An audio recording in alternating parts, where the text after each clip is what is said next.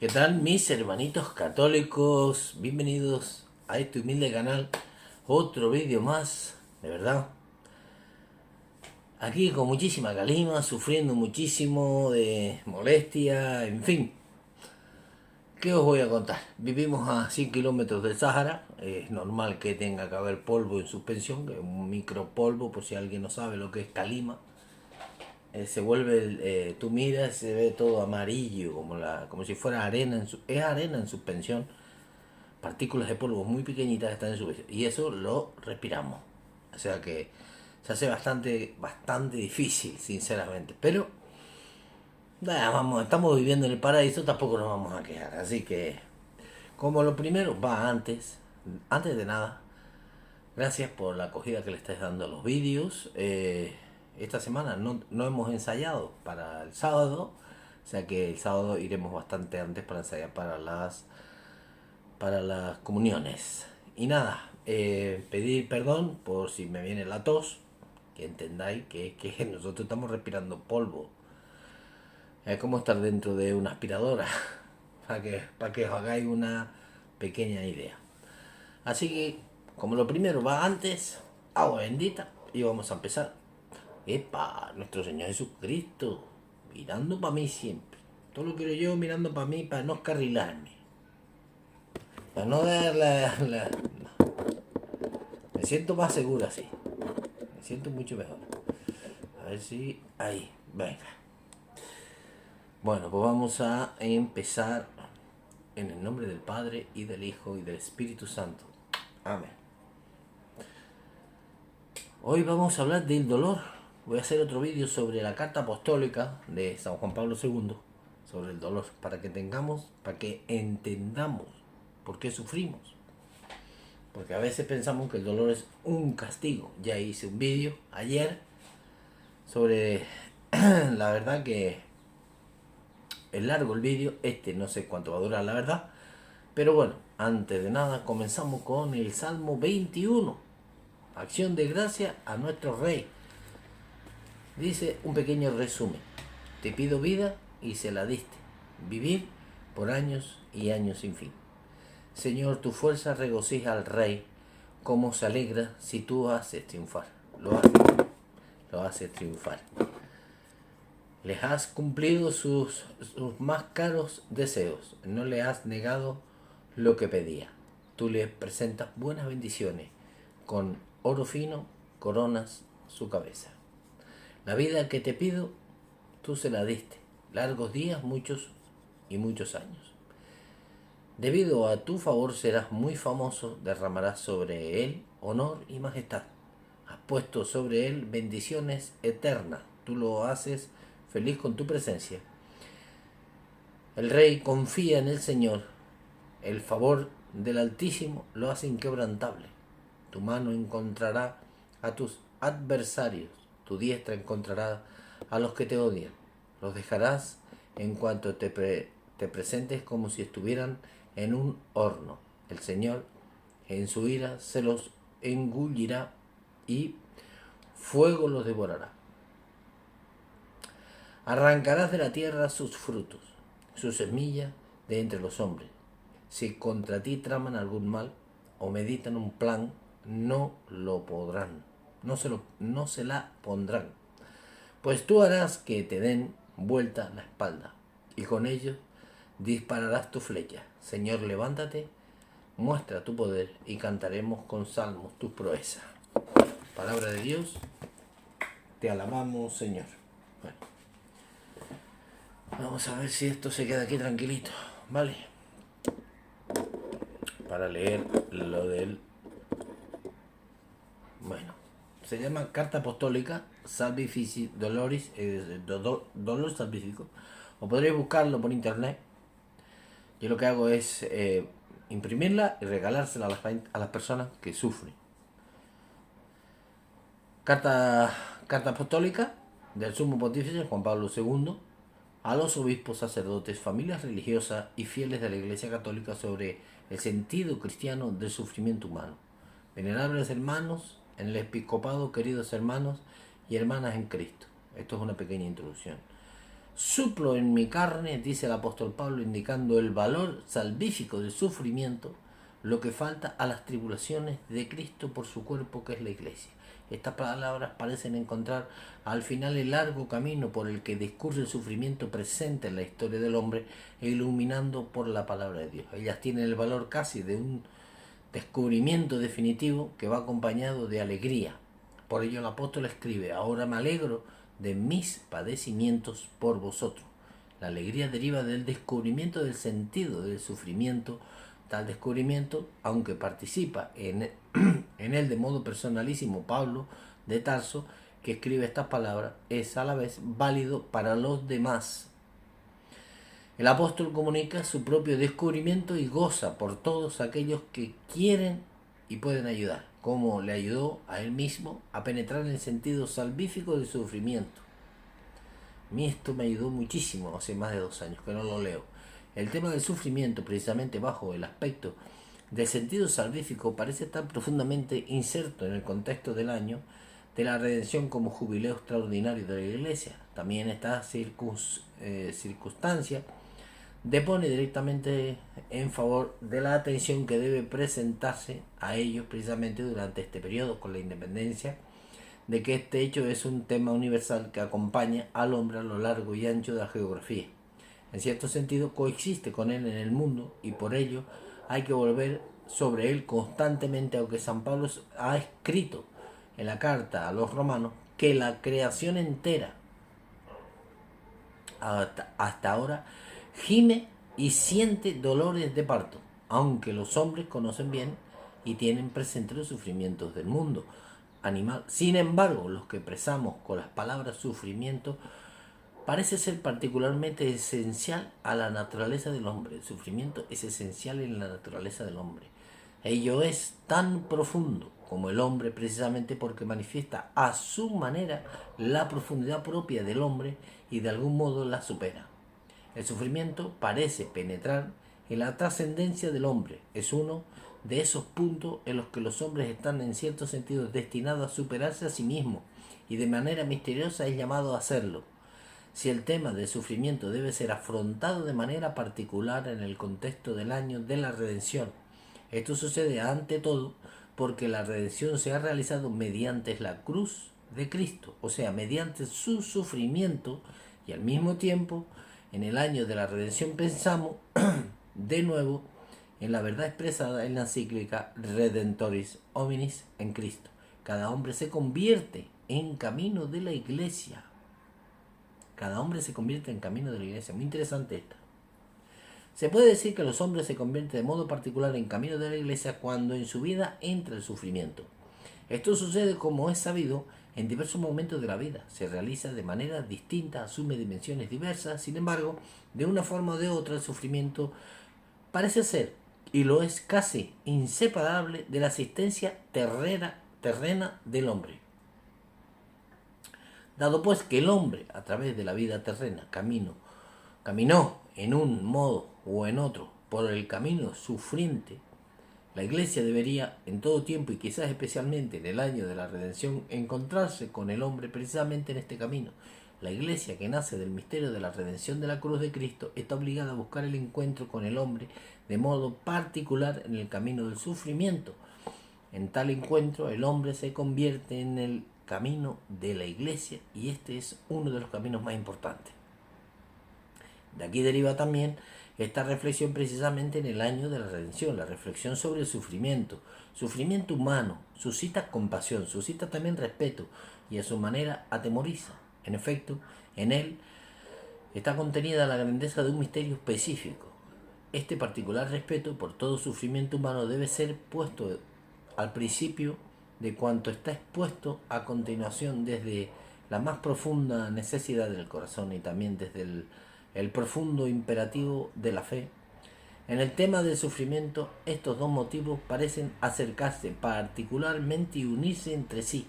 La necesidad del corazón nos manda vencer la timidez y el imperativo de la fe, formulado por ejemplo en las palabras de San Pablo, recordarás al principio, brinda el contenido en nombre y en virtud del cual osamos tocar lo que parece en todo hombre algo tan intangible, porque el hombre en su sufrimiento es un misterio intangible. El mundo del sufrimiento humano, el capítulo 2. Aunque en su dimensión subjetiva, como hecho personal, encerrado en un concreto e irrepetible interior del hombre, el sufrimiento parece casi inefable e intransferible. Quizás al mismo tiempo ninguna otra cosa exige en su realidad objetiva ser tratada, meditada, concebida, la forma de un explícito problema, y exige que en torno a él hagan preguntas de fondo y que se busquen respuestas. Como se ve, no se trata aquí solamente de dar una descripción del sufrimiento. Hay otros criterios que van más allá de la esfera de la descripción y que hemos de tener en cuenta cuando queremos penetrar en el mundo del sufrimiento humano. Puede ser que la medicina, en cuanto ciencia y a la vez arte de curar, descubra en el vasto terreno del sufrimiento del hombre el sector más conocido, el identificado con mayor precisión y relativamente más compensado por los métodos del reaccionar, es decir, de la terapéutica. Sin embargo, este solo es un sector. El terreno del sufrimiento humano es mucho más vasto, mucho más variado y pluridimensional. El hombre sufre de modos diversos, no siempre considerados por la medicina, ni siquiera en sus más avanzadas ramificaciones. Sufrimiento es algo todavía más amplio que la enfermedad, más complejo y a la vez más profundamente enraizado en la humanidad misma. Una cierta idea de este problema nos viene a la distinción entre sufrimiento físico y sufrimiento moral. Esta distinción toma como fundamento la doble dimensión del ser humano e indica el elemento corporal y espiritual como el inmediato o directo sujeto de sufrimiento, aunque se puedan usar como sinónimo hasta un cierto punto la palabra sufrimiento y dolor. El sufrimiento físico se da cuando de cualquier manera duele el cuerpo, mientras que el sufrimiento moral, déjame limpiar las gafitas, es que tengo aquí detrás la ventana y por eso hay veces que no veo. Vamos a ver dónde estaba. Una cierta idea del problema nos viene a la distinción del sufrimiento físico y sufrimiento moral. Esta distinción toma como fundamento la doble dimensión del ser humano e indica el elemento corporal y espiritual como inmediato o como humano, e indica elemento corporal y espiritual como inmediato o directo sujeto de sufrimiento, aunque se pueda usar como sinónimo hasta cierto punto las palabras sufrimiento y dolor. Sufrimiento físico se da cuando de cualquier manera duele el cuerpo, mientras que el sufrimiento moral es el dolor del alma. ¿Os acordáis que ayer, en el vídeo anterior del dolor hablamos de las lágrimas del alma?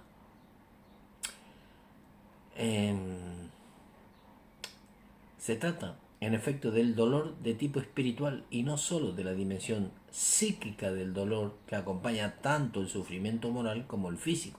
La extensión y la multiformidad del sufrimiento moral no son ciertamente menores que las del físico, pero a la vez aquel aparece como menos identificado y menos alcanzable por la terapéutica. La Sagrada Escritura es un libro sobre el sufrimiento de los antiguos de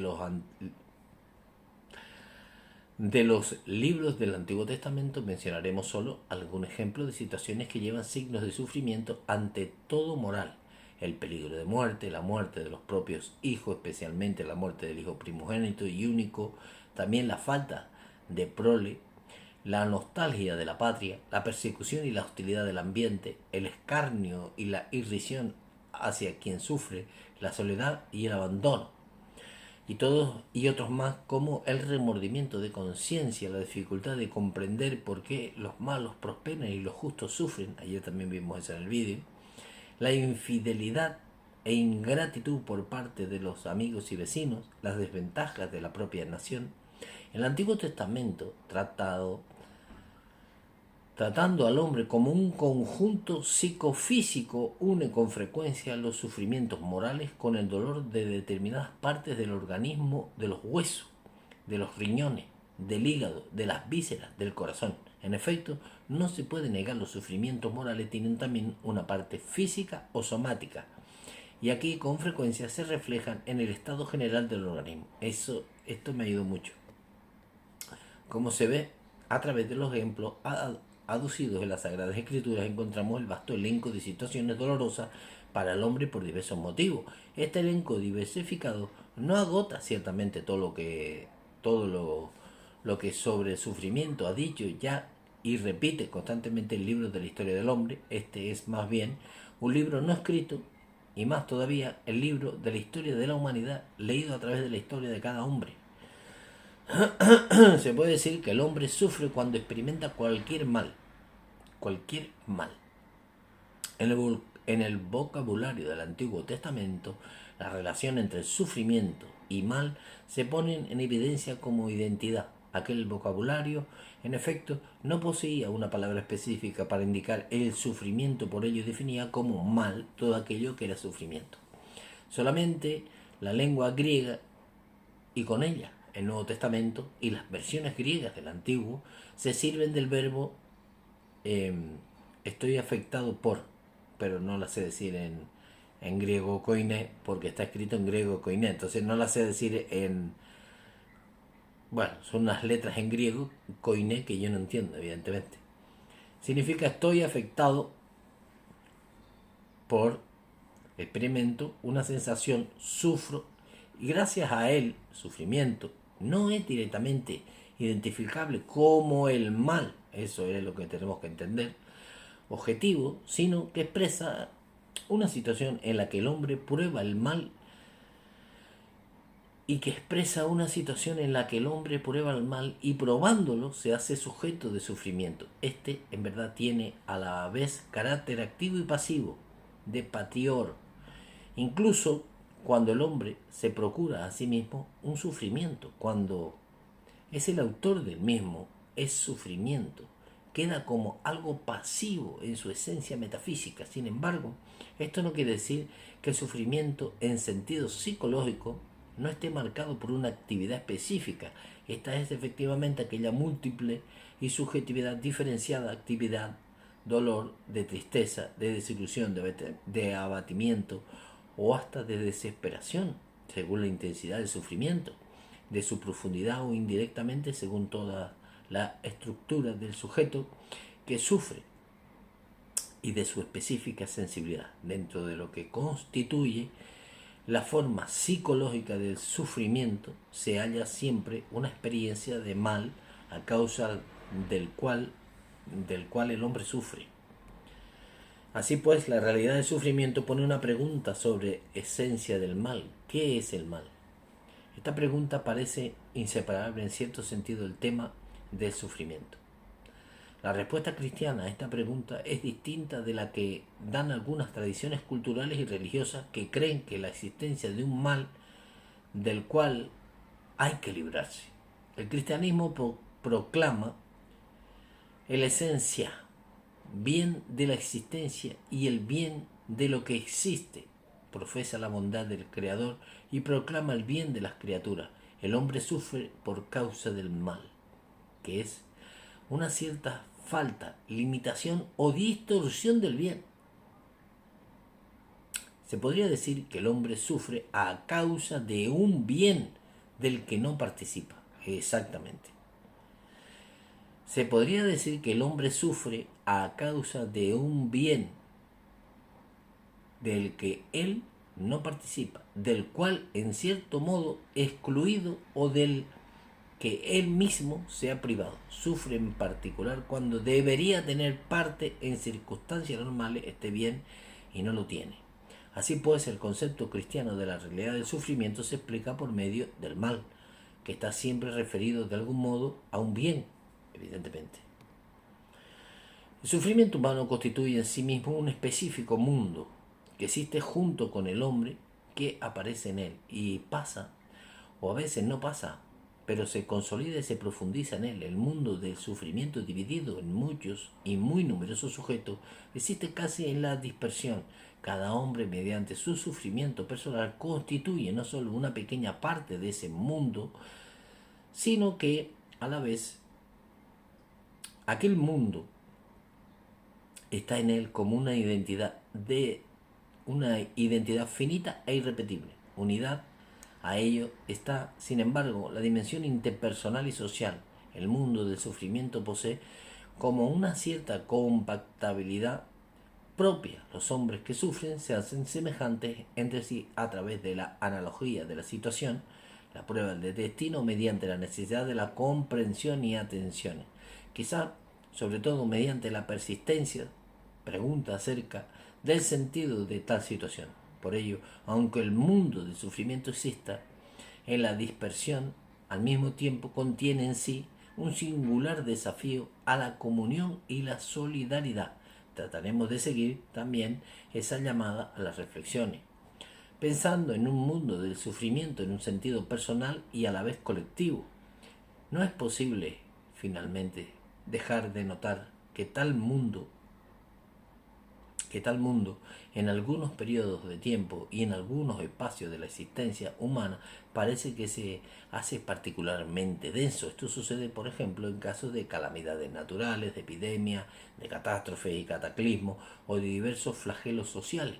Pensemos, por ejemplo, en el caso de una mala cosecha y como consecuencia del mismo o de diversas causas en el drama del hambre.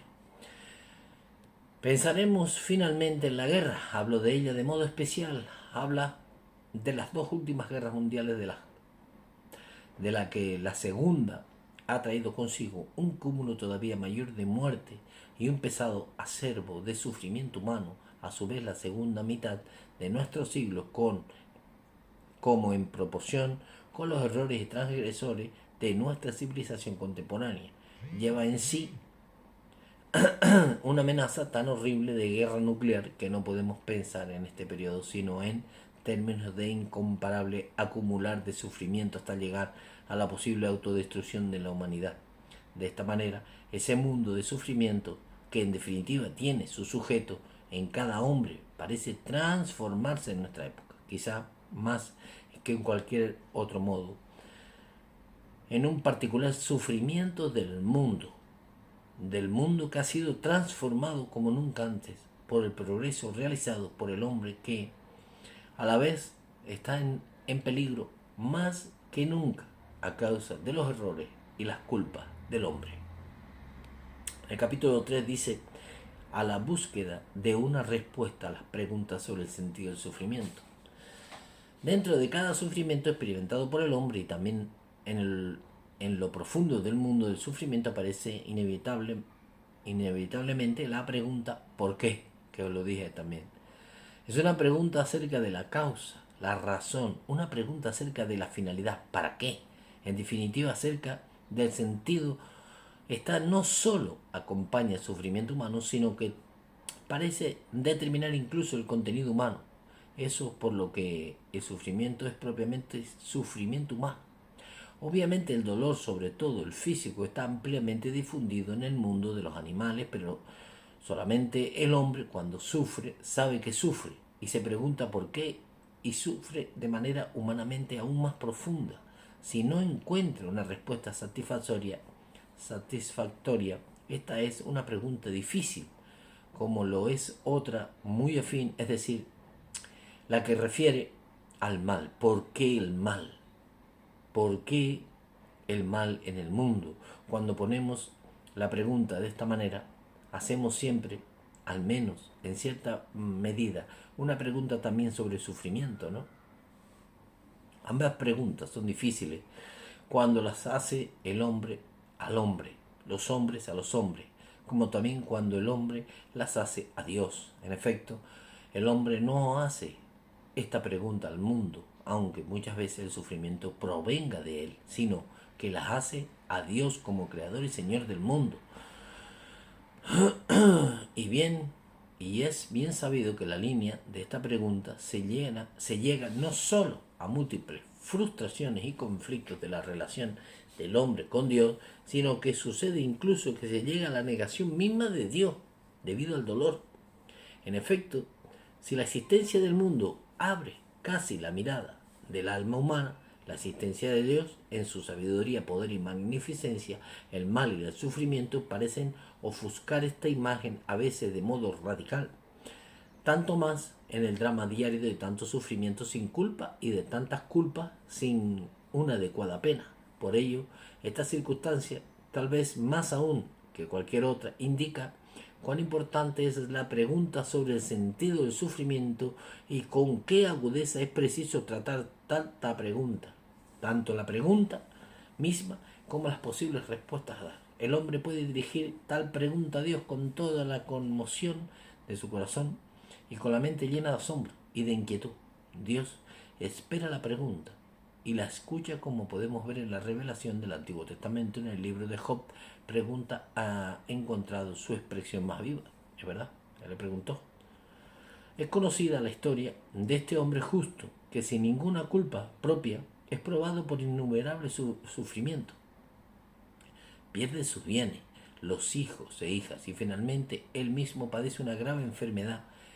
En esta horrible situación se presentan en su casa tres viejos amigos, de los cuales cada uno, con palabras distintas, tratan de convencerlo de que, habiendo sido afectado por tantos y tan terribles sufrimientos, de haber cometido alguna culpa, debe haber cometido alguna culpa grave. En efecto, el sufrimiento, dicen, se abate siempre sobre el hombre como pena por el reato. Es mandado por Dios, que es absolutamente justo y encuentra la propia motivación de la justicia. Se diría, los viejos amigos de Job quieren no sólo convencerlo de la justificación moral del mal, sino que en cierto sentido tratan de defender el sentido moral del sufrimiento ante sí mismo. El sufrimiento para ellos pueden tener sentido exclusivamente como pena por el pecado y por tanto solo en el campo de la justicia de Dios se paga el bien con el bien y el mal con el mal. Su punto de referencia en este caso es la doctrina expresada en los libros del Antiguo Testamento, que nos muestra el sufrimiento como una pena infligida por Dios a causa del pecado de los hombres. El Dios de la revelación es legislador y juez. Es una medida tal que ninguna autoridad temporal puede hacerlo. Dios de la revelación, en efecto, ante todo el Creador, de quien junto con la existencia proviene el bien esencial de la creación. Por tanto, también la violación consciente y libre de este bien por parte del hombre es no sólo una transgresión de la ley, sino a la vez una ofensa al Creador, que es el primer legislador. Tal transgresión tiene carácter de pecado según el sentido exacto, es decir, bíblico y teológico de la palabra. Al mal moral del pecado corresponde del castigo, que garantiza el orden moral en el mismo sentido trascendente en el que este orden es establecido por la voluntad del Creador y supremo legislador. De ahí deriva también una de las verdades fundamentales de la fe religiosa, basada asimismo en la revelación, o sea que Dios es un juez justo que premia el bien y castiga el mal.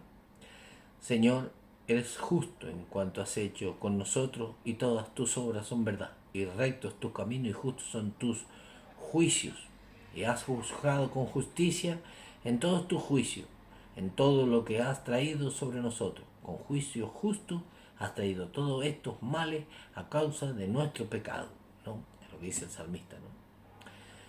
En la opinión manifiesta de los amigos de Job se expresa una convicción de que se encuentra también en la conciencia moral de la humanidad. El orden moral objetivo requiere una pena por la transgresión del pecado y por el reato o el sufrimiento aparece bajo este punto de vista como un mal justificado.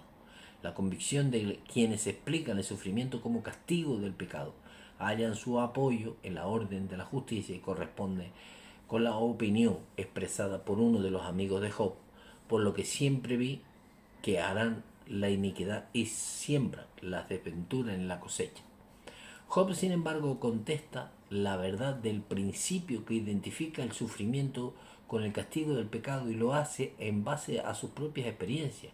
En efecto, él es consciente de no haber merecido tal castigo. Más aún, expone el bien que ha hecho a lo largo de su vida. Al final, Dios mismo reprocha a los amigos de Job por sus acusaciones y reconoce que Job no es culpable. El suyo es el sufrimiento de un inocente. Debe ser aceptado como un ministerio. Ministerio que el hombre no puede comprender a fondo con su inteligencia. Es decir, o como un misterio que el hombre no puede comprender. El libro de Job el libro de Job no desvirtúa las bases del orden moral trascendente fundado en la justicia como propone toda la revelación de la antigua y la nueva alianza, pero a la vez el libro demuestra con toda claridad que los principios de este orden no se pueden aplicar de manera exclusiva y superficial. Si es verdad que el sufrimiento tiene un sentido como castigo cuando está unido a la culpa, no es verdad, por el contrario, que todo sufrimiento sea consecuencia de la culpa y tenga carácter de castigo. La figura del justo Job es una prueba elocuente del Antiguo Testamento. La revelación, palabra de Dios mismo, pone con toda claridad el problema del sufrimiento del hombre inocente, sufrimiento sin culpa. Job no ha sido castigado. No había razón para infligirle una pena, aunque haya sido sometido a una prueba durísima. En la introducción del libro aparece que Dios permitió esta prueba por provocación de Satanás. Este, en efecto, puso en duda ante el Señor la justicia de Job. ¿Acaso teme Job a Dios en balde?, le preguntó. Has bendecido el trabajo de sus manos y sus ganados se esparcen por el país, pero extiende tu mano y tócalo en lo suyo. Veremos, dice Satanás, si no te maldice en tu rostro, en tu cara. Si el Señor consiente en probar a Job con el sufrimiento, lo hace para demostrar su justicia. El sufrimiento tiene carácter de prueba. El libro de Job no es la última palabra de la revelación sobre este tema. De cierto modo, es el anuncio de la pasión de Cristo, pero ya en sí mismo es un argumento suficiente para la respuesta a la pregunta sobre el sentido del sufrimiento. No esté unida sin reservas al orden moral basado solo en la justicia. Si tal respuesta tiene una fundamental y trascendencia, razón y validez, a la vez se presenta no sólo como insatisfactoria en caso semejante al del sufrimiento del justo Job, sino que más bien parece rebajar y empobrecer el concepto de justicia que encontramos en la revelación.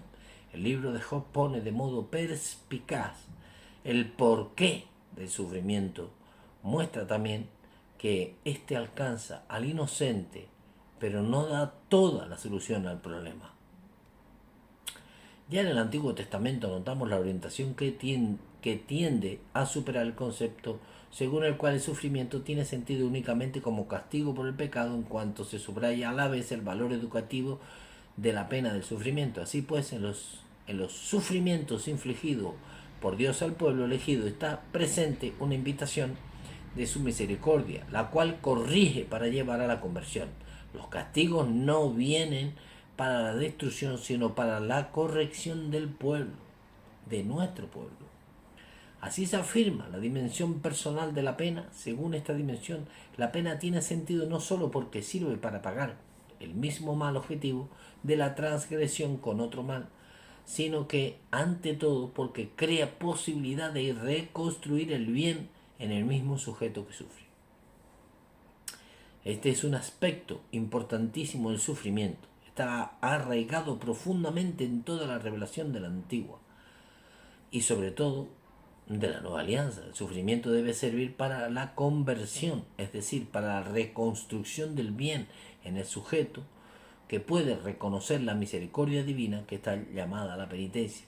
La penitencia tiene como finalidad superar el mal, que bajo diversas formas está latente, el hombre, y consolidar el bien tanto en uno mismo como en su relación con los demás y sobre todo con Dios. Acordamos aquí cuando los apóstoles le preguntan a Dios, a Jesús, sobre un tullido, un ciego, de quién pecó, si el ciego o sus padres.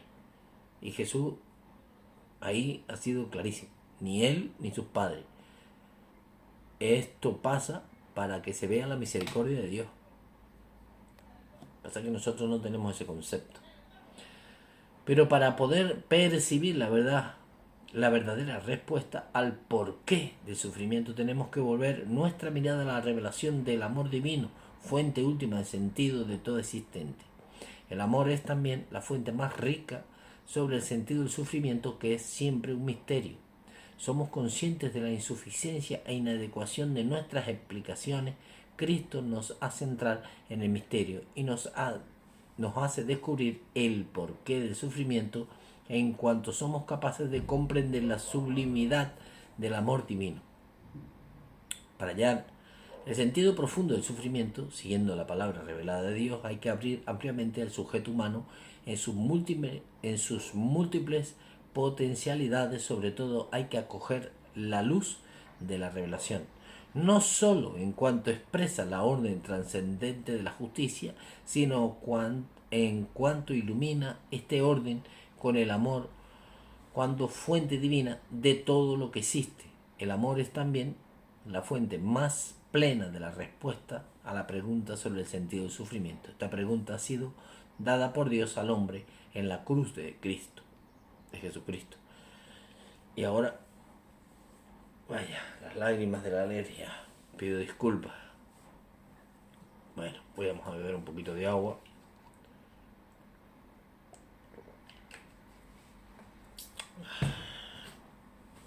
Es decir, no sufrimos dolor por nuestra culpa, porque hayamos hecho algo mal, ni nada.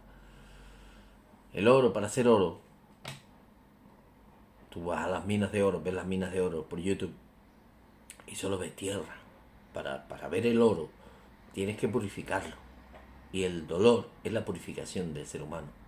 Es como comprueba. Es decir, el oro, para ser oro, para que tenga valor, tiene que ser machacado, calentado en un crisol y llegar a fundirlo. Y cuando lo fundes es cuando tiene valor. Porque tanto amó Dios al mundo que dio a su unigénito Hijo, para que todo el que crea en Él no perezca, sino que tenga la vida eterna. Estas palabras pronunciadas por Cristo en el coloquio de Nicodemo nos introducen al centro mismo de la acción salvífica de Dios. Ellas manifiestan también la esencia misma de la soteriología cristiana, es decir, de la teología de la salvación.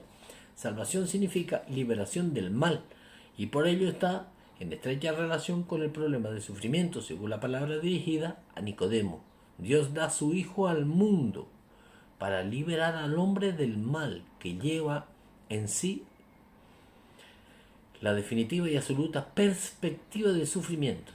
Contemporáneamente, la misma palabra da, de Dios, ¿no?, indica en esta liberación debe ser realizada por el Hijo unigénito mediante su propio sufrimiento.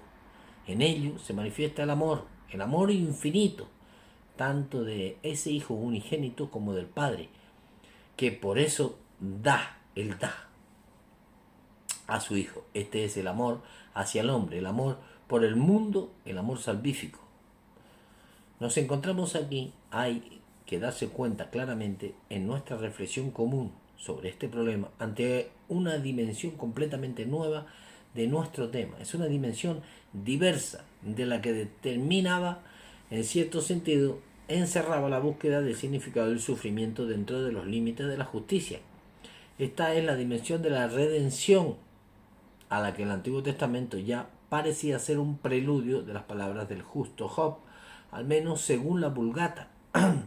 Dice así: porque yo sé que mi Redentor vive y al fin yo veré a Dios. Mientras hasta ahora nuestra consideración se ha concentrado ante todo y en cierto modo exclusivamente en el sufrimiento en su múltiple dimensión temporal, como sucedía igualmente con los sufrimientos del justo Job. Las palabras antes citadas del coloquio de Jesús con Nicodemo se refiere al sufrimiento en su sentido fundamental y definitivo. Dios da su Hijo unigénito para que el hombre no muera. El significado del no muera está precisando claramente en las palabras que siguen, sino que tenga vida eterna. El hombre muere cuando pierde la vida eterna, lo contrario de la salvación. Ojo aquí que esto es profundo, ¿eh? Para que no muera, sino para que tenga vida eterna. Y el hombre muere cuando pierde la vida eterna. Ojo aquí. Lo contrario de la salvación no es pues solamente sufrimiento temporal, cualquier sufrimiento, sino el sufrimiento definitivo, la pérdida de la vida eterna, el ser rechazado por Dios, la condenación. El Hijo Unigénito ha sido dado a la humanidad para proteger al hombre ante todo de este mal definitivo y del sufrimiento definitivo.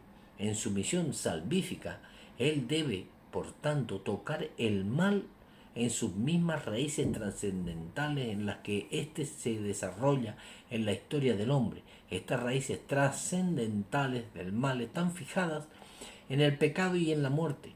En efecto, estas se encuentran en la base de la perdida, de la vida eterna.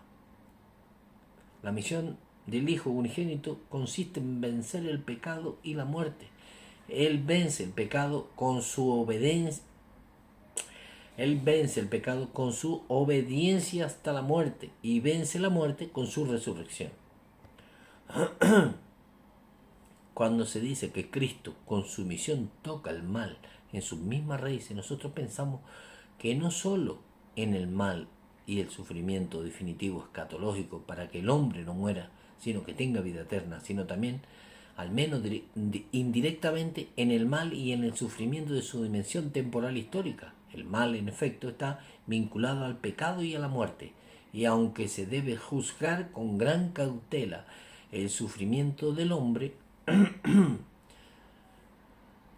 como consecuencia de los pecados concretos. Esto indica precisamente el ejemplo del justo Job. Sin embargo, este no puede separarse de su pecado de origen, de lo que en San Juan llama el pecado del mundo, el trasfondo pecaminoso de las acciones personales y de los procesos sociales en la historia del hombre. Si no es lícito aplicar aquí el criterio restringido de la dependencia directa, como hacían los tres amigos de Job, sin embargo, no se puede ni siquiera renunciar al criterio de que en la base de los sufrimientos humanos hay una implicación múltiple con el pecado. Acordémonos que cuando Jesús echó a Adán y a Eva del paraíso, dijeron que iban a cultivar y tener sufrimiento y dolor. O sea, el sufrimiento es dolor. De modo parecido sucede cuando se trata de la muerte. Estas muchas veces es esperada incluso como una liberación de los sufrimientos de la vida. Al mismo tiempo, no es posible dejar de reconocer que en ella constituye casi una síntesis definitiva de la acción destructora tanto en el organismo corpóreo como en la psique. Pero ante todo, la muerte comporta disociación de toda personalidad psicofísica del hombre. El alma sobrevive y subsiste separada del cuerpo, mientras el cuerpo es sometido a una gradual descomposición según las palabras del Señor pronunciadas después del pecado cometido por el hombre al comienzo de la historia terrena. Polvo eres y al polvo volverás. Aunque la muerte no es, pues, un sufrimiento en el sentido temporal de la palabra, aunque en cierto modo se encuentra más allá de los sufrimientos, el mal que el ser humano experimenta contemporáneamente con ella tiene un carácter definitivo y totalizante. Con su obra salvífica, el Hijo Unigénito libera al hombre del pecado y de la muerte.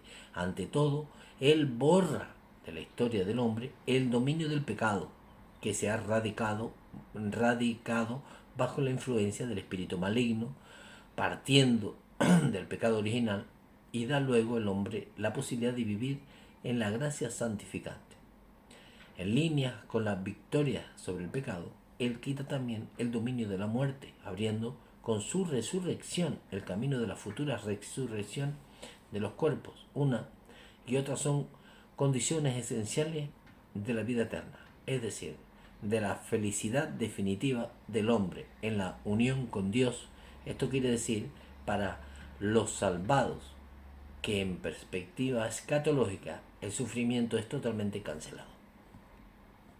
Como resultado de la obra salvífica de Cristo, el hombre existe sobre la tierra de esperanza de la vida y de la santidad eterna, y aunque la victoria sobre el pecado y la muerte conseguida por Cristo en la cruz y resurrección no suprime los sufrimientos temporales de la vida humana, ni libera de los sufrimientos toda la dimensión histórica de la existencia humana. Sin embargo, sobre toda la dimensión y sobre cada sufrimiento, esta victoria proyecta una luz nueva, que es la luz de la salvación, es la luz del Evangelio, es decir, la buena nueva.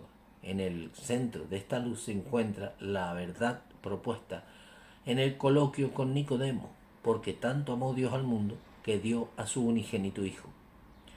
Esta verdad cambia radicalmente el cuadro de la historia del hombre en su situación terrena.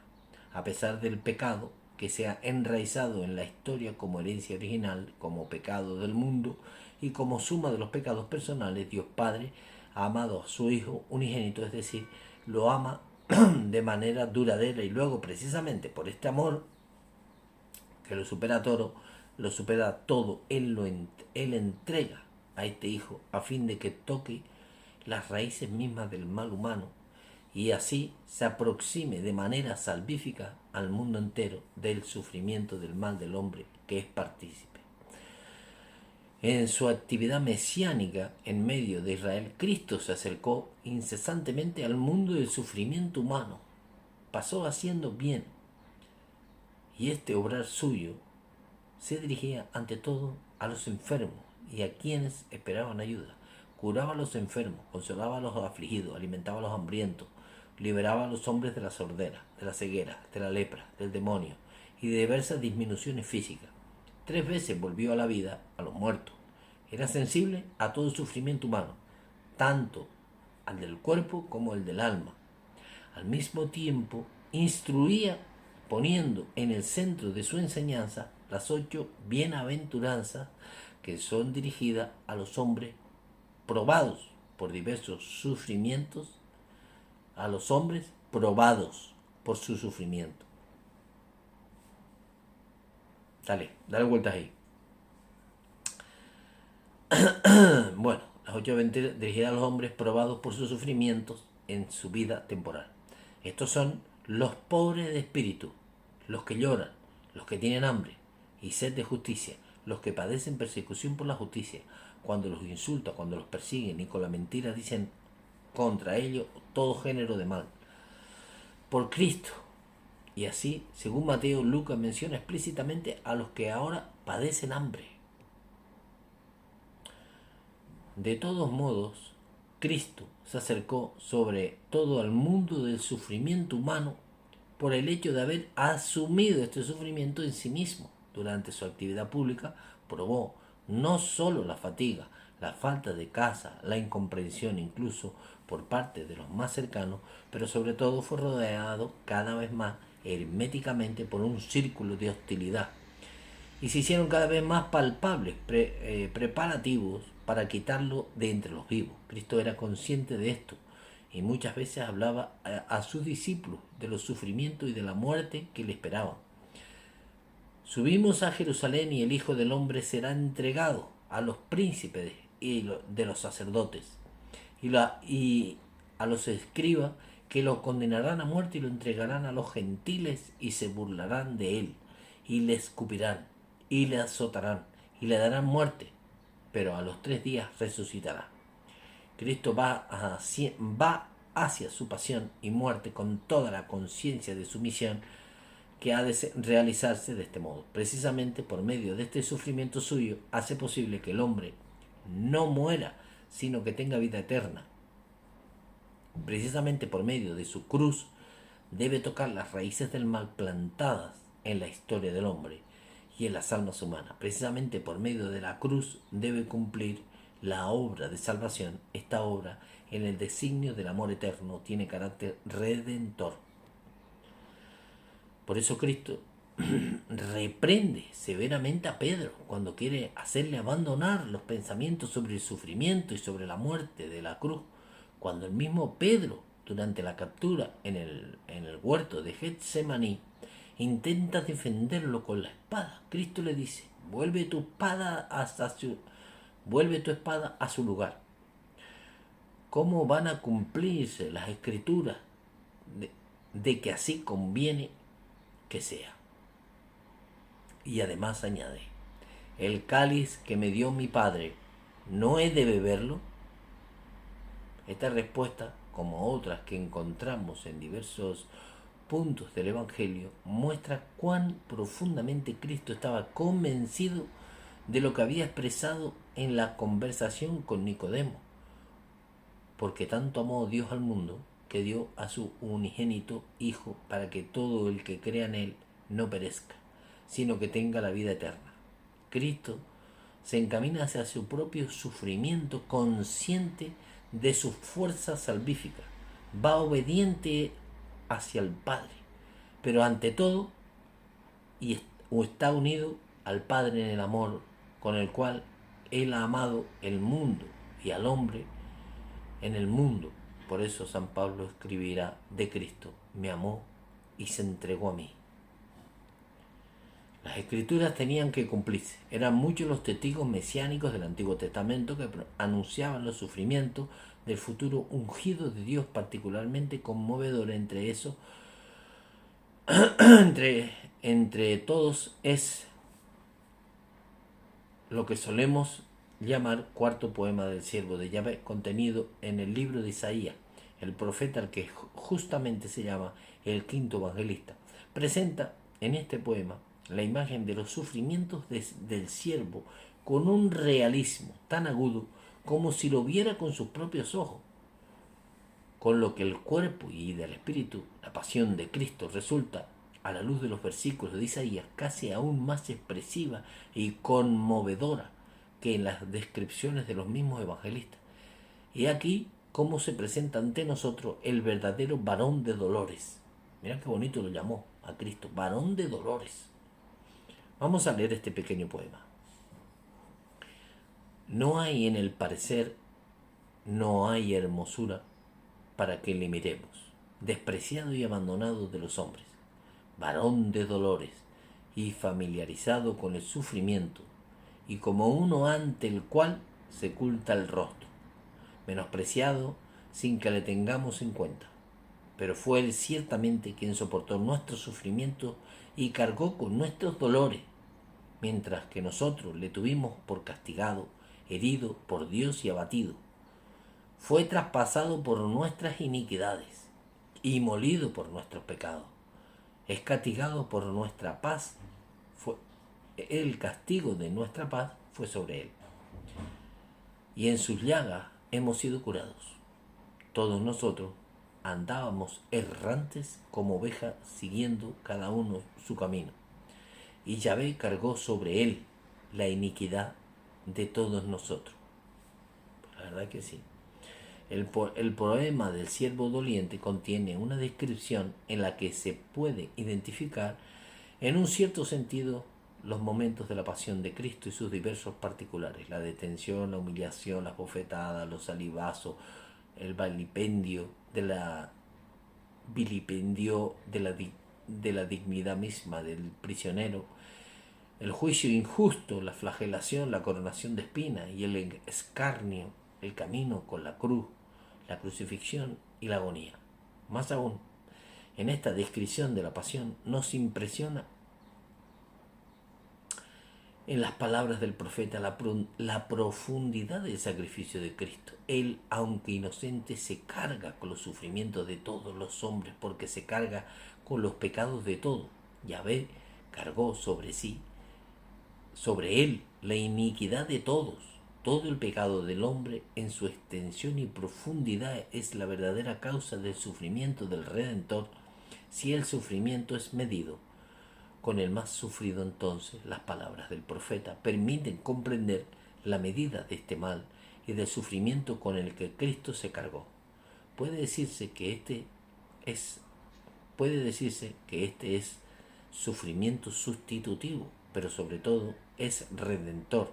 El varón de dolores de aquella profecía es verdaderamente aquel Cordero de Dios que quita el pecado del mundo. en su sufrimiento los pecados son borrados precisamente porque Él únicamente como Hijo unigénito puede cargarlos sobre sí, asumirlo con aquel amor que hacía el Padre, que supera todo mal, de todo pecado, con cierto sentido aniquila este mal en el ámbito espiritual de las relaciones entre Dios y la humanidad y llena el espacio del bien. Bueno, me estoy quedando sin batería, vamos a llegar hacia una horita. Entonces, seguimos un poquito más. Encontramos aquí la dualidad de la naturaleza del único sujeto personal de sufrimiento redentor, de aquel que con su pasión y muerte en la cruz realiza la redención. Es el Hijo unigénito de Dios. Dio y al mismo tiempo es hijo de la misma naturaleza del Padre. Sufre como hombre. Su sufrimiento tiene dimensiones humanas, tiene también una profundidad e intensidad únicas en la historia de la humanidad, que aun siendo humanas pueden tener también una incomparable profundidad e intensidad de sufrimiento en cuanto el hombre que sufre es en persona mismo Hijo unigénito, Dios de Dios, por lo tanto solamente Él, el Hijo unigénito, es capaz de abarcar la medida del mal contenida en el pecado del hombre, en cada pecado, en el pecado total, según las dimensiones de la existencia histórica de la humanidad sobre la tierra. Puede afirmarse que las consideraciones anteriores nos llevan ya directamente a Getsemaní y al Gólgota, donde se cumplió el poema del siervo doliente contenido en el libro de Isaías. Antes de llegar allí, leamos los versículos sucesivos del poema que dan una anticipación profética de la pasión del Getsemaní y del Gólgota, el siervo doliente. Y esto a su vez es esencial para un análisis de la pasión de Cristo. Se carga con aquellos sufrimientos de los que se ha hablado de un modo completamente voluntario. Dice así Isaías: maltratado más, él se sometió y no abrió la boca, como cordero llevado al matadero, como oveja muda ante los trasquiladores. Fue arrebatado por un juicio inicuo, sin que nadie defendiera su causa, pues fue arrancado de la tierra de los vivientes y herido de muerte por el crimen de su pueblo. Dispuesta estaba entre los impíos su sepultura, y fue en la muerte igualado a los malhechores, a pesar de no haber cometido maldad ni haber mentira en su boca. La verdad que recordar lo de Cristo, a mí, los dolores de Cristo, a mí me toca mucho el corazón, la verdad. Cristo sufre voluntariamente y sufre inocentemente. Acoge con su sufrimiento aquel interrogante que puesto muchas veces por los hombres ha sido expresado en un cierto sentido de manera radical en el libro de Job. Sin embargo, Cristo no solo lleva consigo la misma pregunta, y esto de una manera todavía más radical, ya que él no solo un hombre como Job, sino el unigénito Hijo de Dios, pero lleva también el máximo de la posible respuesta de este interrogante. La respuesta emerge, se podría decir, de la misma materia de la que está formada la pregunta.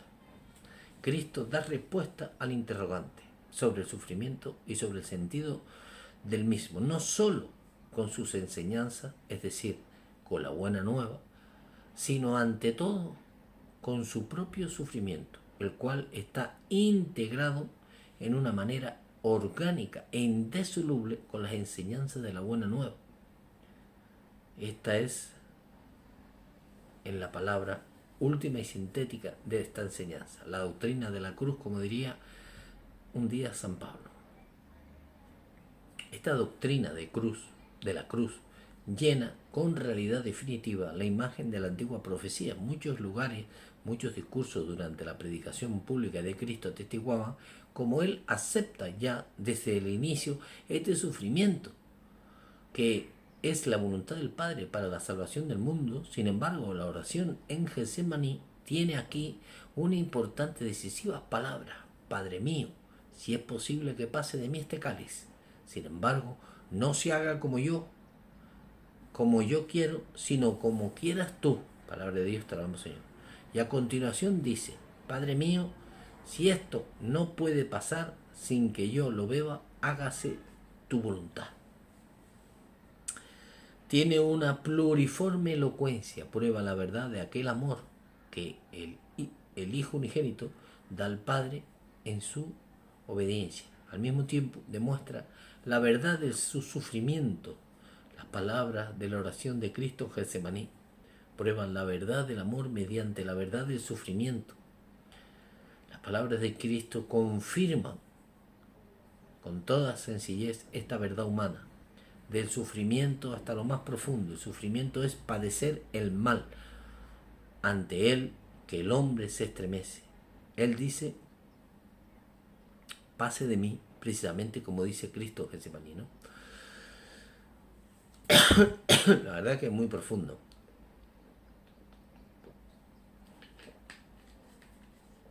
Recordemos que Cristo vio todos los pecados y sabía lo que se le venía, porque él era Dios. Y aún así,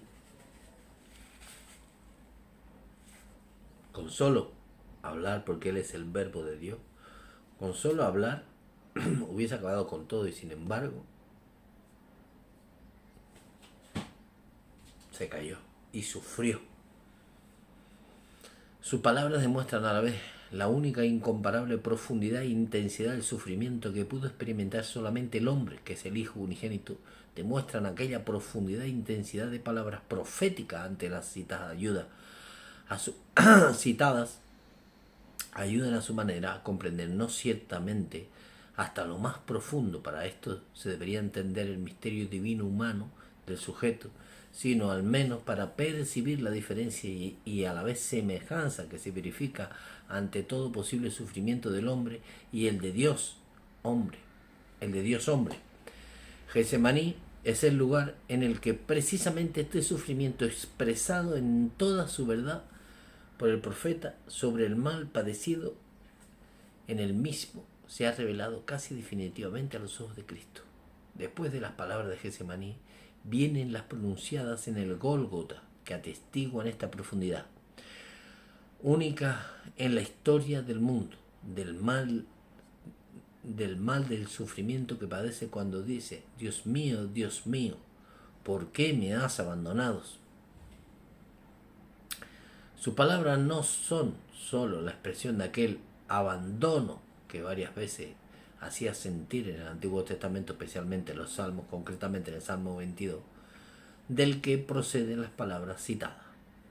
Pueden decirse que estas palabras sobre el abandono nacen en el terreno de la inseparable unión del Hijo con el Padre, y nacen porque el Padre cargó sobre él la iniquidad de todos nosotros, y sobre la idea de lo que dirá San Pablo: a quien no conoció el pecado, le hizo pecado por nosotros. Junto con este horrible peso, midiendo todo el mal de dar la espalda a Dios contenido en el pecado de Cristo, Cristo, mediante la profundidad divina de la unión filial con el Padre, percibe de manera humanamente inexplicable este sufrimiento, que es la separación, el rechazo del Padre, la ruptura de Dios. Pero precisamente mediante tal sufrimiento Él realiza la redención y expirando puede decir: todo está acabado. Fueron las últimas palabras de Cristo antes de morir. Puede decirse también que se ha cumplido la escritura, que ha sido definitivamente hecha realidad. Las palabras del citado poema del sirviente doliente: quiso Yahvé quebrantarlo, como padeciendo el sufrimiento humano ha alcanzado su culmen en la pasión de Cristo, y a la vez está entrando en una dimensión completamente nueva y en un orden nuevo. Ha sido unida al amor, y aquel amor del Cristo, hablaba Nicodemo, aquel amor que crea el bien, sacándolo incluso del mal, sacándolo por medio del sufrimiento, así como el bien supremo de la redención del mundo ha sido sacado de la cruz de Cristo y de ella toma constantemente arranque. La cruz de Cristo se ha convertido en una fuente de la que brotan ríos de agua viva. En ella debemos plantearnos también el interrogante sobre el sentido del sufrimiento y leer hasta el final la respuesta a tal interrogante. Dice así: partícipe del capítulo 5, partícipe de los sufrimientos de Cristo. El mismo poema del siervo doliente del libro de Isaías nos conduce precisamente a través de los versículos sucesivos en la dirección de este interrogante y de esta respuesta, ofreciendo su vida en sacrificio por el pecado. Verás descendencia. Es que es increíble. Tú piensas lo que hizo Cristo por la humanidad, es impresionante. Es impresionante. Ofreciendo su vida en sacrificio por el pecado, verá descendencia que prolonga sus días, y el deseo de Yahvé prosperará en sus manos. Por la fatiga de su alma verá y se saciará de sus conocimientos. El justo, mi siervo, justificará a muchos y cargará con las iniquidades de ellos. Por eso yo le daré por parte suya muchedumbres y dividirán la presa con los poderosos, por haber entregado a la muerte y haber sido contado entre los pecadores, llevando sobre sí los pecados de muchos e intercediendo por los pecadores. Puede afirmarse que junto con la pasión de Cristo todo sufrimiento humano se ha encontrado en una nueva situación. Exactamente. Parece como si Job la hubiese presentido cuando dice: yo sé en efecto que mi Redentor vive, y como si hubiese encaminado hacia ella su propio sufrimiento, el cual, si la redención no hubiese podido revelarle la plenitud de su significado, en la cruz de Cristo no sólo se ha cumplido la redención mediante sufrimiento, sino que el mismo sufrimiento humano ha quedado redimido. Cristo, sin culpa alguna propia, cargó sobre sí el mal de todo pecado. La experiencia de este mal determinó la medida incomparable del sufrimiento de Cristo, que se convirtió en el precio de la redención. De esto habla el poema del siervo doliente en Isaías, donde esto hablarán a sus tiempos los testigos de la nueva alianza, estipulada en la sangre de Cristo. Y aquí las palabras del apóstol Pedro en su primera carta: habéis sido rescatados, no con plata y oro corruptible, sino con la sangre preciosa de Cristo, como cordero sin defecto ni mancha. Y el apóstol Pablo diría a la carta en los Gálatas: se entregó por nosotros, se entregó por nuestros pecados para librarnos de este signo malo. Y la carta de los Corintios: habéis sido comprados a precio. Glorificad pues a Dios en vuestro cuerpo. Interesante.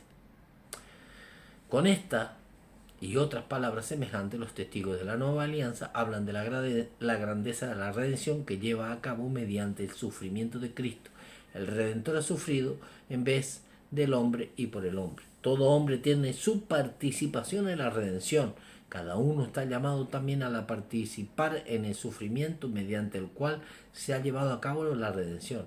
Está llamado a participar en este sufrimiento por medio del cual todo sufrimiento humano ha sido también redimido, llevado en efecto a la redención mediante el sufrimiento de Cristo. Ha elevado justamente el sufrimiento humano a nivel de redención. Aquí es donde está la cosa. Consiguientemente, todo hombre en su sufrimiento puede hacerse también partícipe del sufrimiento redentor de Cristo. Por eso tienes que ofrecer tu dolor al dolor de Cristo en la cruz.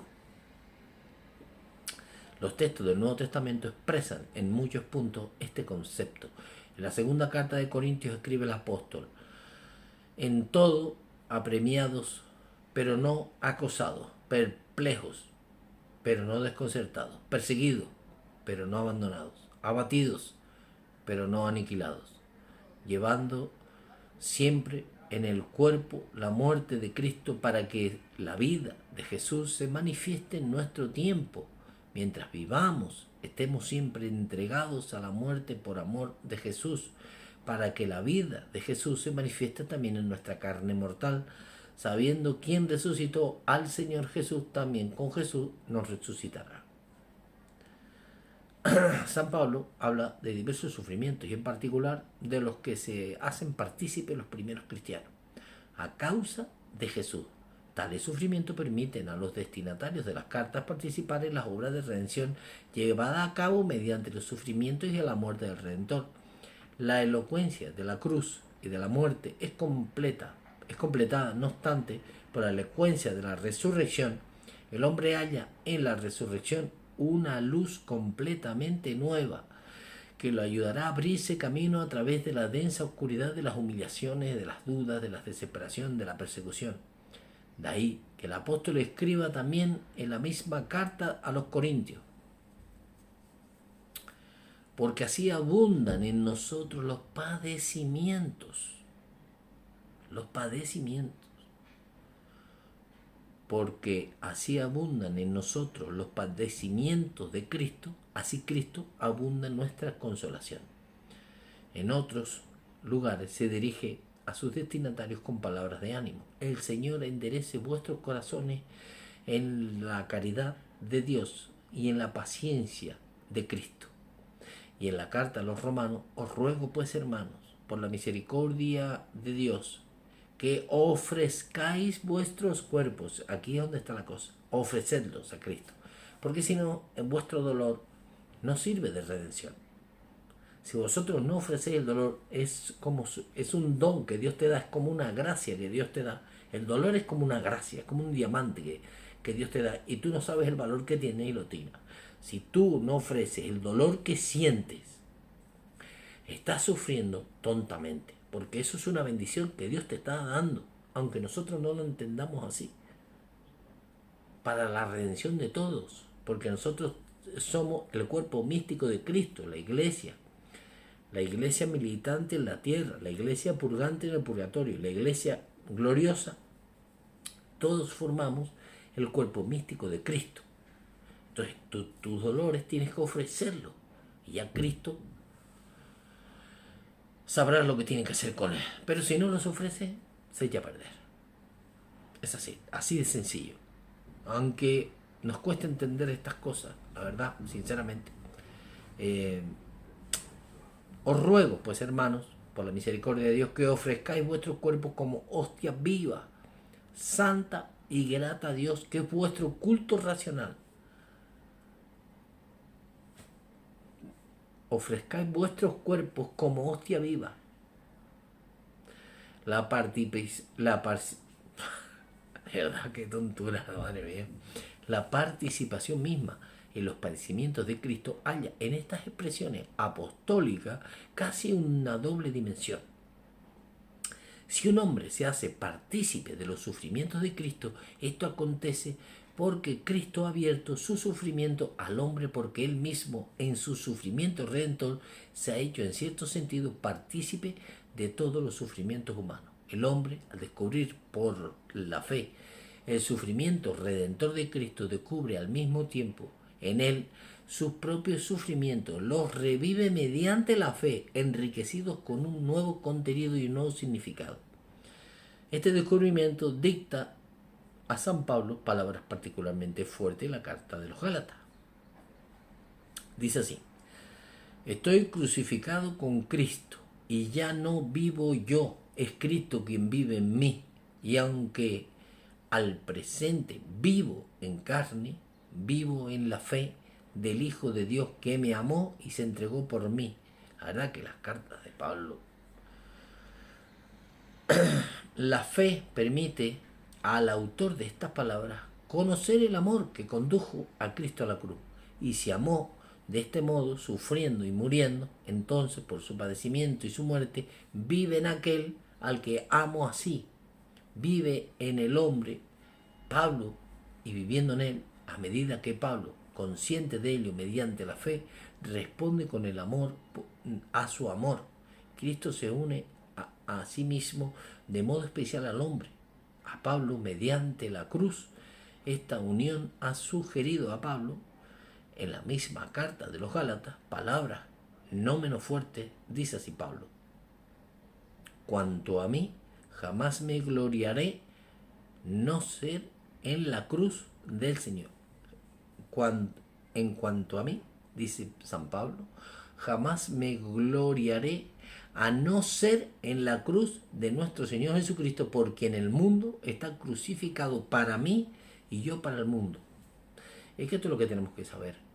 La cruz de Cristo arroja de modo muy penetrante luz salvífica sobre la vida de los hombres y concretamente sobre el sufrimiento, porque mediante la fe lo alcanza junto con la resurrección. El misterio de la pasión está incluido en el ministerio pascual. Los testigos de la pasión de Cristo son a la vez testigos de la resurrección, escribe San Pablo, para conocerle a Él y el poder de su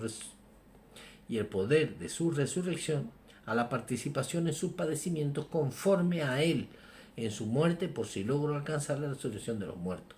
Verdaderamente el apóstol experimentó antes la fuerza de la resurrección de Cristo en el camino de Damasco, y solo después esta luz pascual llegó a la participación en sus padecimientos, de la que hablaba, por ejemplo, la carta a los Gálatas.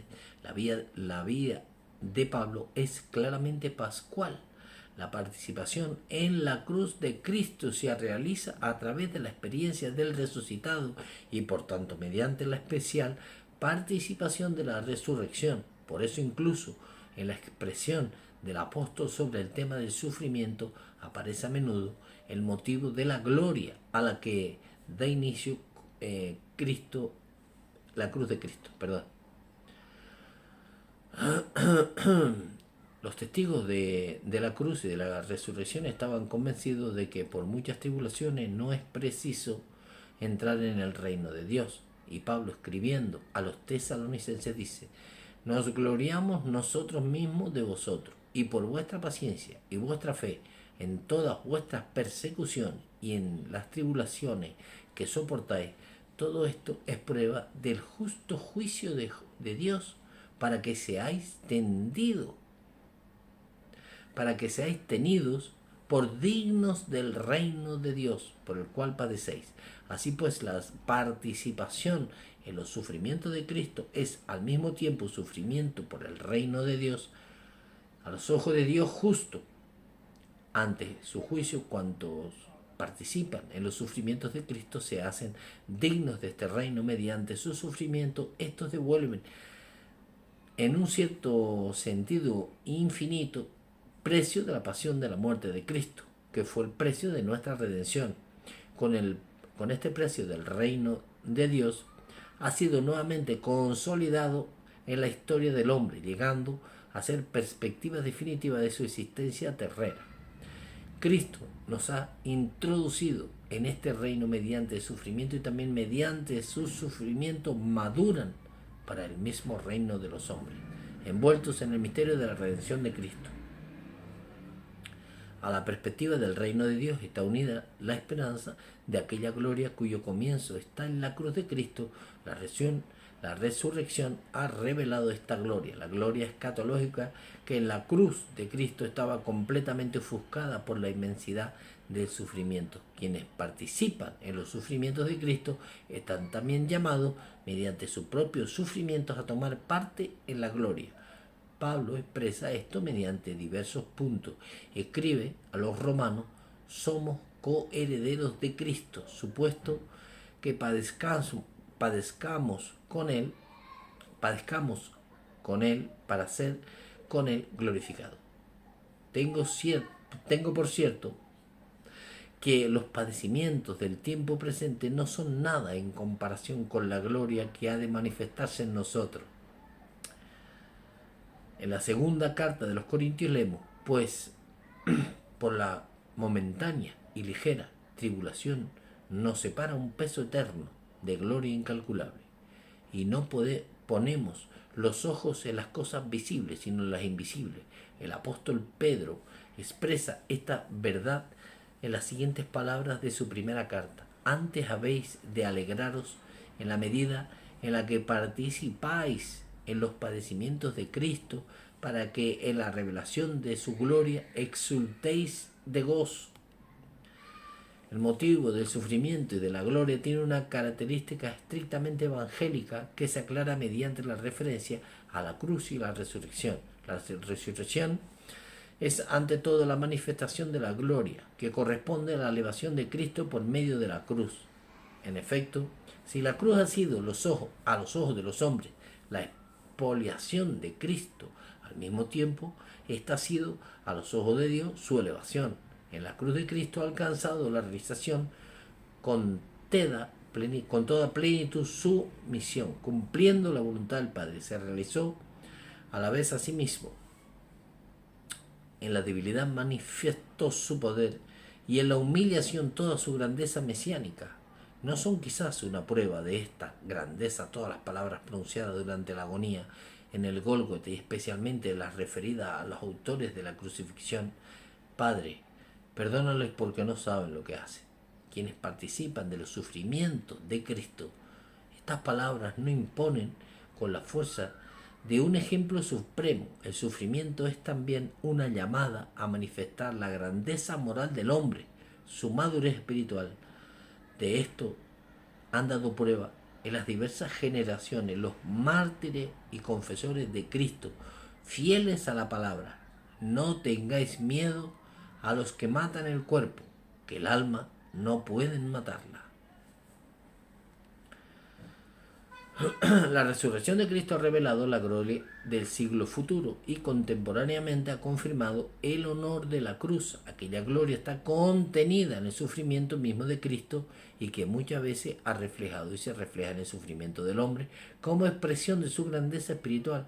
Hay que reconocer el testimonio glorioso, no solo de los mártires de la fe, sino también de otros numerosos hombres que a veces, aún sin la fe de Cristo, sufren y dan la vida por la verdad y por la justa causa. En los sufrimientos de todo esto se confirma de modo particular la gran dignidad del hombre. El sufrimiento, en efecto, es siempre una prueba, a veces una prueba bastante dura. Hermanos, es una prueba muy dura, a la que es sometida la humanidad. Desde las páginas de las cartas del apóstol San Pablo nos habla con frecuencia aquella paradoja evangélica de la debilidad y de la fuerza, experimentada de la manera particular por el apóstol mismo, y que junto con él puedan todos aquellos que participan en los sufrimientos de Cristo. Él escribe en la segunda carta a los Corintios, dice así: muy gustosamente, pues continuaré gloriándome en mis debilidades para que habite en mí la fuerza de Cristo. En la segunda carta de Timoteo leemos: por esta causa sufro, pero no me avergüenza, porque sé a quién me he confiado. Repito, segunda carta de Timoteo: por esta causa sufro, pero no me avergüenza, porque sé a quién me he confiado. Y en la carta a los Filipenses diría incluso: todo lo puedo en aquel que me conforta. Vemos que una y otra vez decimos lo mismo. El sufrimiento es salvífico. Tenemos que verlo como una gracia que Dios da a las personas, como la oración, el temor de Dios. Es decir, es como el problema que vemos con el dolor en estos días, es como lo vemos como algo malo, que el dolor es algo malo, porque no lo entendemos de manera cristiana. Si somos cristianos y somos católicos, tendremos que entender que Jesús sufrió en la cruz y antes todo el martirio, y él no había hecho nada malo.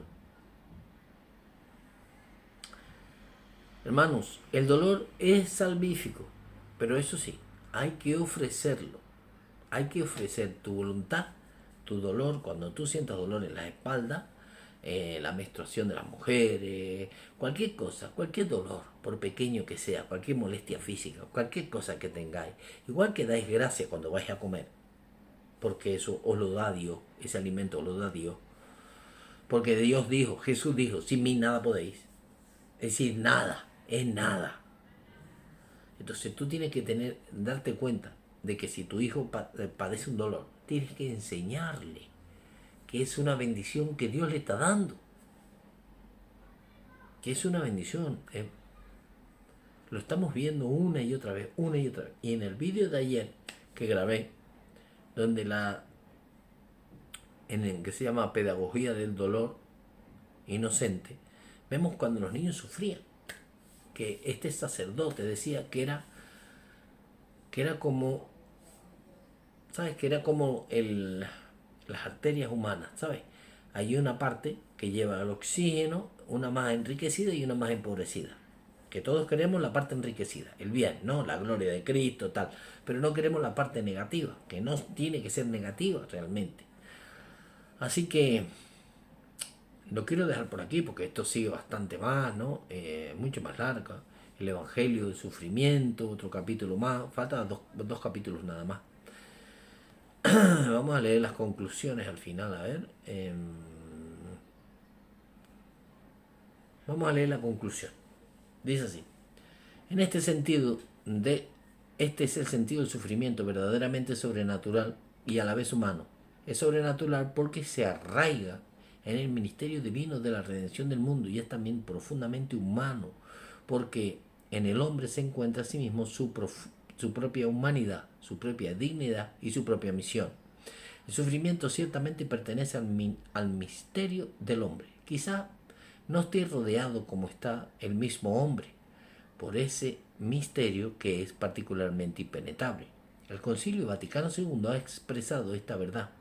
En realidad el misterio del hombre solo se esclarece en el misterio del Verbo encarnado, porque Cristo es el nuevo Adán en la misma revelación del misterio del Padre y del amor.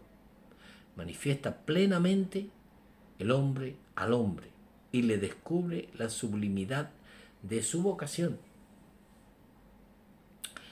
Si estas palabras se refieren a todo lo que contempla el misterio del hombre, entonces ciertamente se refieren de modo muy particular al sufrimiento humano.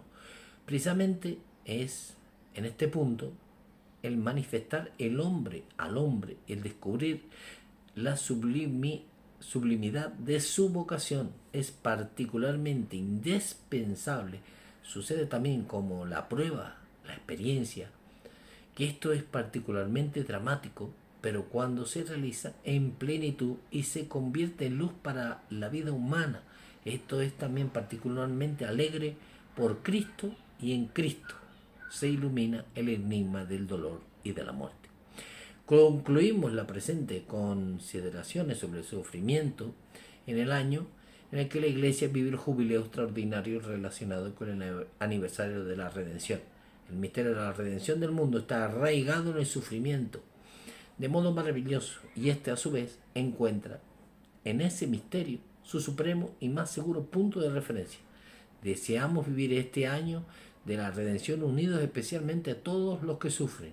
Es menester pues que la cruz del Calvario acudan idealmente todos los creyentes que sufren en Cristo, especialmente cuando sufren a causa de su fe en crucificado, su fe en crucificado y resucitado, para que el ofrecimiento, volvemos otra vez, tienes que ofrecer tu dolor, si no es pérdida, si no se pierde, ese dolor que tú sufres es dolor en vano. Volvemos otra vez, lo vuelve a decir el Papa, lo dijo el Padre, lo ha dicho Pablo, San Pablo. Es que si no ofrecemos el dolor, se fastidió. Sufrimos, pero no vale para nada. Para el cuerpo místico de Cristo no vale. Así que bueno, vamos a ver. Para el ofrecimiento de su sufrimiento acelera el cumplimiento.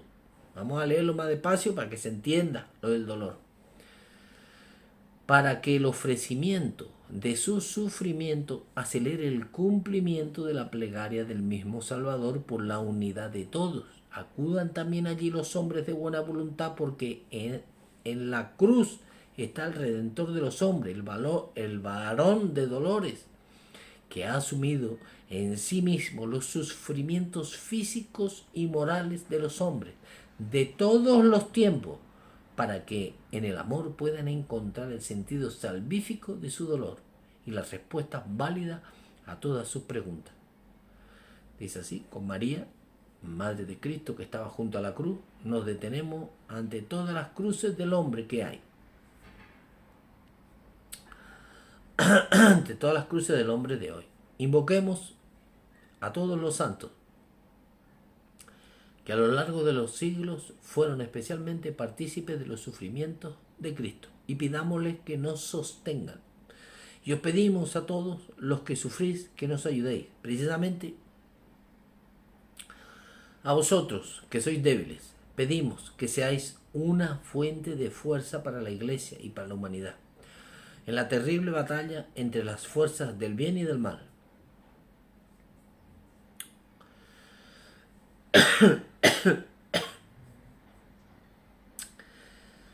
Que nos presenta el mundo contemporáneo, venza nuestro sufrimiento en unión con la cruz de Cristo.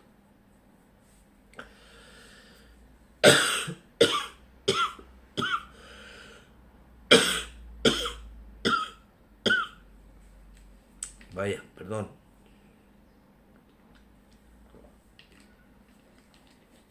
Dice así Juan Pablo II, ¿no? Despidiéndose, San Juan Pablo II, dice así: a todos, queridos hermanos y hermanas, os envío mi bendición apostólica.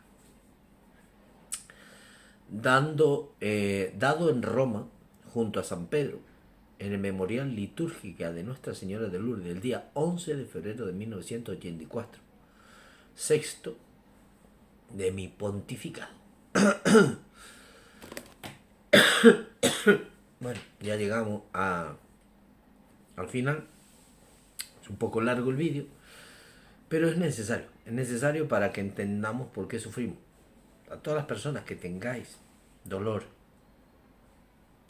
tenéis que entender que tenéis que ofrecerlo junto con los dolores de Cristo. Cuando vayáis a misa, perdonadme por la alergia, pero es que de verdad hace una calima fuerte. Aquí detrás lo podéis ver más o menos. Cuando vayáis a misa y el Padre levante el cuerpo de nuestro Señor Jesucristo, ofreced ahí todos vuestros dolores y uniros en el dolor de Cristo en la cruz. Porque si no, sufrís vanamente. Y si no podéis moveros de casa porque estáis inmóviles, ofrecédselo de corazón, ofrecerle vuestro dolor. Cristo, te ofrezco este dolor junto con los que tú pasaste en la cruz, porque acordaros que nosotros no solamente somos cuerpo, somos alma, y nosotros somos el cuerpo místico de Cristo. La Iglesia es el cuerpo místico, y el cuerpo místico, el día que te toca a ti el dolor, igual tú estás redimiendo otras cosas que pasan por otras partes del mundo, otras barbaridades que están pasando. Nosotros no sabemos lo que sabemos, es que lo que tenemos que hacer es ofrecer el dolor y dar gracias a Dios por el dolor. Dar gracias a Dios por el dolor, porque si pensáis seriamente, es una bendición el dolor. Lo que pasa es que siempre nos han enseñado que el dolor es algo como malo. Y no tiene que ser ni malo. Es al revés, es bueno. Pues ya no os canso más, no quiero alargar este vídeo. Os doy gracias. Un beso grandísimo, que Dios les bendiga y la Virgen Santísima les proteja a todos. Viva Cristo Rey y viva Santa María, siempre Virgen. Y si tenéis dolor, ofrecedlo. Y darle gracias a Dios por ese dolor que tenéis, porque es como un don que Dios os regala.